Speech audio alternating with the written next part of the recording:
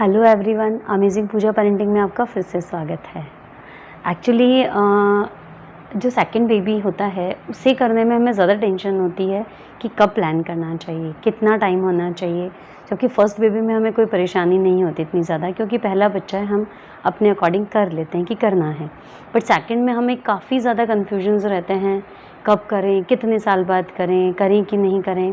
तो इस बारे में मैंने कई वीडियोज़ बनाए हैं, तो आप मेरे प्रीवियस वीडियोज़ देख सकते हैं। अभी हम बात करेंगे कि हमें दूसरा बेबी कितने टाइम बाद करना चाहिए। एक्चुअली ये अपना अपना ओपिनियन होता है कि आपको 2 साल बाद चाहिए, 4 साल बाद चाहिए, 5 साल बाद चाहिए। ये आपका अपना डिसीजन होता है। बट एवरेज अगर हम डिस्कस कर रहे हैं, बात करते हैं, तो उसके अंदर कुछ पॉइंट्स हम कवर करेंगे कि जिससे हमें डिसीजन लेने में ईजी रह जाता है कि सेकेंड बेबी के लिए आइडियल टाइम क्या है। क्योंकि बॉडी टू बॉडी और फैमिली टू फैमिली वेरी करता है। आपके फाइनेंशियल कंडीशंस क्या है, आप फिज़िकली कितने फिट हैं, आप सेकंड बेबी के लिए रेडी हैं या नहीं हैं। तो बहुत से पॉइंट पर ये चीज़ें डिपेंड करती हैं। इसलिए इन पॉइंट्स पर हम डिस्कस करते हैं। बट उससे पहले मैं आप लोगों से रिक्वेस्ट करना चाहूँगी कि आप में से जो लोग भी मेरे वीडियोज़ देखते हैं, जिनके 2 बच्चे हैं, तो आप भी अपने एक्सपीरियंसेस शेयर कीजिए कि आपने कितने टाइम बाद किया और उसमें आपको क्या बेनिफिट्स रहे और क्या नेगेटिव पॉइंट्स रहे, ताकि हमारे जो और व्यूअर्स हैं वो भी उसको पढ़कर और उसका फ़ायदा ले सकें। क्योंकि बहुत सी चीज़ें होती हैं, बहुत सी कंडीशंस होती हैं, सबकी डिफरेंट होती है। तो एक चीज़ सबके ऊपर फिट नहीं होती है। तो आप अपने एक्सपीरियंस ज़रूर शेयर कीजिएगा कमेंट करके, मुझे बहुत अच्छा लगेगा। एंड अब हम आते हैं अपने पॉइंट पर कि हमें 3 मेजर इश्यूज़ को कवर करेंगे, जिससे आपको ये डिसीजन लेने में ईजी हो जाएगा कि सेकंड बेबी आपको कितने टाइम बाद प्लान करना है। ओके, तो इसमें फ़र्स्ट जो हम लेते हैं वो हमारी फ़िज़िकल कंडीशंस को लेते हैं कि जो मदर है वो फ़िज़िकली कितनी फ़िट है। पहला बच्चा सी सेक्शन से हुआ है या नॉर्मल हुआ है, उसके अलावा क्या हेल्थ इश्यूज़ रहे हैं। कई केसेस में हमारे जो यूट्रस होता है उसके अंदर सिस्ट होता है, किसी के कुछ प्रॉब्लम होती हैं, तो बहुत सी प्रॉब्लम्स होती हैं। तो वो हमें डॉक्टर से कंसल्ट करना होता है कि हम बच्चा कंसीव कर सकते हैं या नहीं, या कितने टाइम बाद कर सकते हैं। वो आप अपने जो गायनिक है उससे आप डिस्कस कीजिए। अगर आप नॉर्मल, ज़्यादा वैसे कोई प्रॉब्लम नहीं, नॉर्मल इश्यूज़ हैं, नॉर्मल आपकी जो हेल्थ की हैं प्रॉब्लम्स हैं, उस हिसाब से आपको देखना है कि अब मैं सेकंड बेबी को ईज़िली मतलब कैरी कर सकती हूँ। ठीक है, तो आप उसके बाद में आप अपना डिसीजन लीजिए। लेकिन मैं अपनी पर्सनल राय ज़रूर दूँगी, ओपिनियन, कि ज़्यादा आप लेट ना करें। अगर आप फिज़िकली फ़िट हैं या थोड़ी बहुत हेल्थ इश्यूज़ हैं, तो वो तो आपको पता है कि आज से 2 साल बाद या साल भर बाद भी नहीं होना है। लेकिन हाँ, कुछ प्रॉब्लम्स अगर ऐसी हैं जो डॉक्टर ने बोला है 6 टू 1 ईयर तक में आपका रिकवर हो जाएगा, after then you can conceive, तो कोई प्रॉब्लम नहीं है। तो आप पहले अपने उस प्रॉब्लम को सॉर्ट आउट करें and after then you go for the second baby. तो ये छोटी-छोटी चीज़ें होती हैं जिनको आपको नोटिस करना है। सेकंड पॉइंट जो हमारा आता है वो आता है फैमिली की फ़ाइनेंशियल कंडीशन, कि हमारा जो बजट है वो सेकंड बेबी को कितना सपोर्ट करता है। ठीक है, कि अभी हम दूसरे बच्चे का खर्चा उठा सकते हैं, नहीं उठा सकते। लेकिन इसमें एक पॉइंट मैं बीच में ज़रूर बोलना चाहूँगी। मोस्टली जो मैंने रिसेंटली देखा है कपल्स में, उनमें ये रहता है कि नहीं, हम इतनी लग्जरियस लाइफ तो 2 बच्चों में अफोर्ड नहीं कर पाएंगे, इसलिए हम एक ही बच्चा करेंगे। तो मेरे हिसाब से ये सही नहीं है। लग्जरियसनेस देना बच्चों की रिक्वायरमेंट नहीं है। बच्चों के लिए प्यार चाहिए होता है। हाँ, ज़रूरतें हैं। आप सबके मन में यही आ रहा होगा कि आप तो वीडियो बनाते हैं, आपको क्या तकलीफ़ होती है।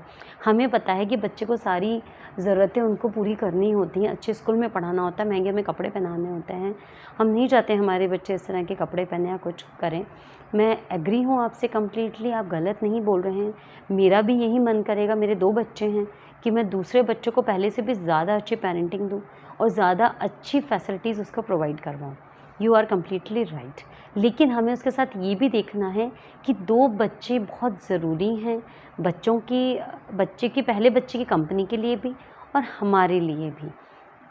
तो हमें उसकी सुविधाओं पे बहुत ज़्यादा फोकस करने की बजाय हमें बेसिक रिक्वायरमेंट्स देखनी है, क्योंकि वैसे भी पहले बच्चे की बहुत सी चीज़ें हमारे पास ऑलरेडी रहती हैं।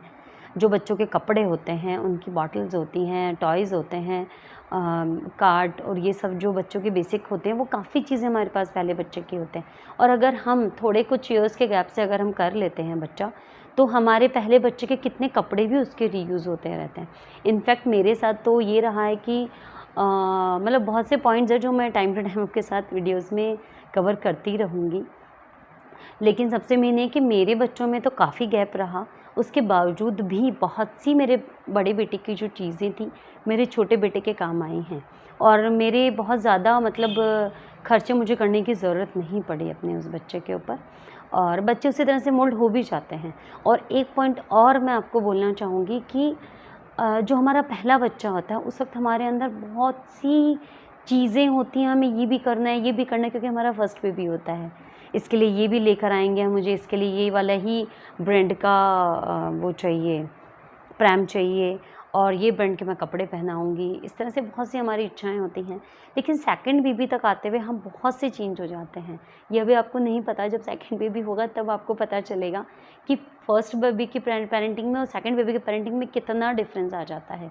हम एक बच्चे की माँ बन चुके होते हैं तो हम बहुत एक्सपीरियंस्ड होते हैं, तो हमें पता होता है दूसरे बच्चे को कितना ईज़ी गोइंग होता है पालना और क्या-क्या प्रॉब्लम्स हमें फेस करनी पड़ सकती हैं।